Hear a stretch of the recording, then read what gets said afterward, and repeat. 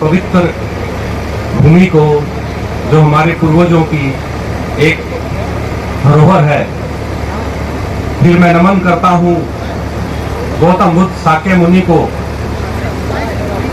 जिनकी वजह से आज हम स्वतंत्रता की बात कर रहे हैं। और मैं स्वागत करता हूँ हमारे बामसेव के और हमारे युवाओं को हमेशा अपनी प्रेरणा से, पीछे से हमेशा एक क्रांतिकारी जो विचार देते हैं, विलास करात साहब, मैं बहुत बहुत स्वागत करता हूं आपका कि आप हरियाणा पधारे। और सभी समस्त मेरे मूल निवासियों को मैं जय क्षात्र धर्म, जय मूल निवासी अर्ज करता हूं।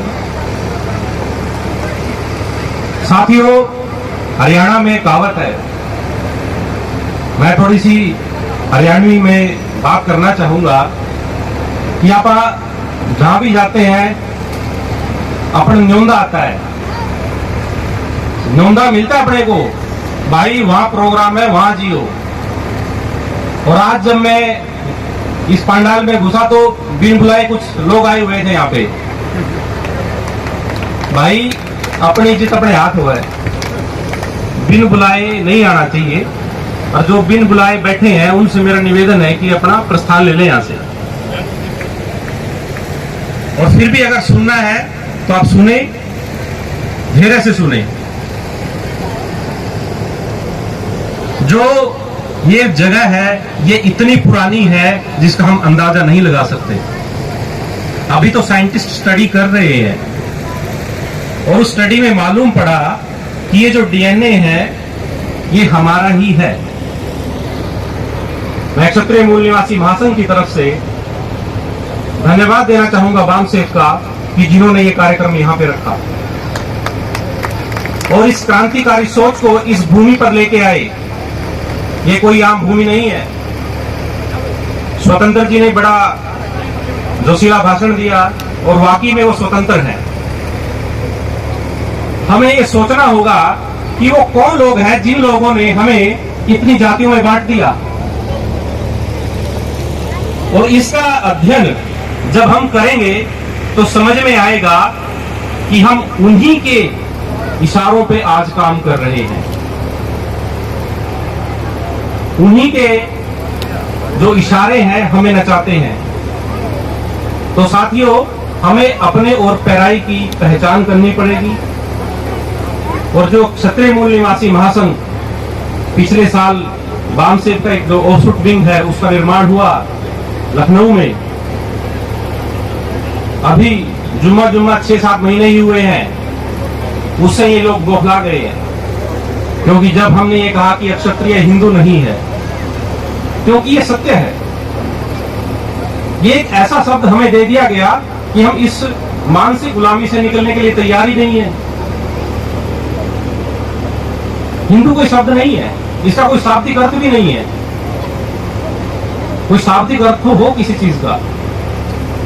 हम वो लोग हैं जो यहां सदियों से यहीं बैठे रहे, यहीं पे हम हर वो काम किया जो स्वतंत्र भाई साहब ने बताया। पर इन लोगों ने हमारे अंदर फूट डालकर हमें अलग कर दिया और आज भी ये निरंतर जारी है, रुका नहीं है। उसके रूप बदल सकते हैं। क्षत्रिय मूल निवासी महासंघ ने सबसे पहले 14 अप्रैल को बाबा भीमराव की जब जयंती मनानी चाहिए तो सबसे पहले विरोध इन्हीं लोगों ने किया। मैंने उनसे पूछा कि हम क्षत्रिय हैं, हम क्या बाबा भीमराव अंबेडकर की जयंती नहीं मना सकते? एक लॉजिकल सा मैंने क्वेश्चन किया तो उनके पास उत्तर नहीं था। क्योंकि बाबा भीमराव अंबेडकर को अंत तक अगर किसी ने सपोर्ट किया है तो वो अक्षत्रिय थे और राजपूत थे। जब वो मंत्री पद से इस्तीफा देते हैं, उनको पूरे दिल्ली में घर नहीं मिला, इन लोगों ने उनको रहने के लिए घर नसीब नहीं करने दिया। तब हमारे जो महाराजा सिरोही स्टेट के चौहान राजा थे, उन्होंने अपना घर दिया वहां पे रहने के लिए।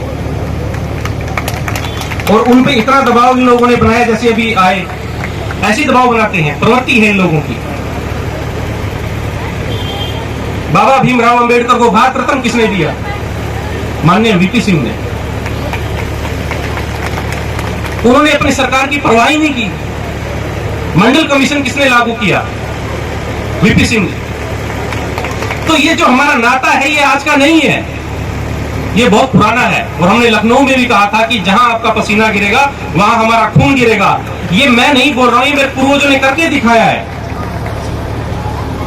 और जब हम अब क्षत्रिय मूल निवासी महासंघ के बैनर के नीचे बाबा भीमराव अंबेडकर की जयंती मना रहे हैं, 5 मई को भिवानी के अंदर जब गौतम बुद्ध की हमने जयंती मनाई तब इनको मरोड़ लगी। 2500 साल हो गए उस महापुरुष को, आज भी ऐसे लगता है कि जिंदा ही है, जैसे चल के अभी आ जाएगा। ये लोग इतना खौफ क्यों खाते हैं गौतम बुद्ध से? ये सोचने का विषय है। वैसे तो बड़ा बोलते हैं बाहर जाके कि हम गौतम बुद्ध की भूमि से आए हैं, और आज उस गौतम बुद्ध की भूमि में गौतम बुद्ध को हमने यहाँ से निकाल रखा है। वो कौन लोग हैं? हम गौतम बुद्ध के बच्चे हैं। आज हरियाणा में जहां जहां आप जाओगे वहां पे गौतम बुद्ध के अवशेष मिलेंगे। हमने 5 मई भिवानी में घोषणा की थी कि हम पूरे भारतवर्ष में जितने भी हमारे गौतम बुद्ध के जो हमारे 3 प्रकार के स्तूप हैं उन सबका जीर्णोद्धार करेंगे और नए स्तूपों का निर्माण करेंगे, बौद्ध विहार बनाएंगे। क्योंकि हम एक्चुअली में देखा जाए तो हम बहुत पहले से ही उस चीज को करते आ रहे थे, पर कुछ संक्रमण काल की वजह से हमने उसको छोड़ दिया। और मैं एक और, आज समय कम है, बातें बहुत हैं बोलने की। आज इस पवित्र भूमि पर मेरे को आने का अवसर मिला। यह क्षत्रिय मूल निवासी महासंघ 1 अक्टूबर से जो भीमा कोरेगांव जो हमारा विजय दिवस हम मनाते हैं उसकी विजय यात्रा शुरू कर रहा है पूरे भारतवर्ष में। लोगों को मालूम ही नहीं है कि भीमा कोरेगांव से हमारा क्या नाता है। जब पिछली साल हमने किया तो लोग बोले भाई क्षत्रिय तुम क्या करोगे वहां पे जाके। हमने उनको एक बात बताई कि वहां पे हमारा खून गिरा था, और वो जो महानायक थे उनके मैं आज यहाँ नाम लेना चाहता हूं क्योंकि प्रोफेसर विलास करा साहब ने जो किताब लिखी है उसमें उनका वर्णन है। कन्हई सिंह हवलदार भीमा कोरेगांव में काम आए।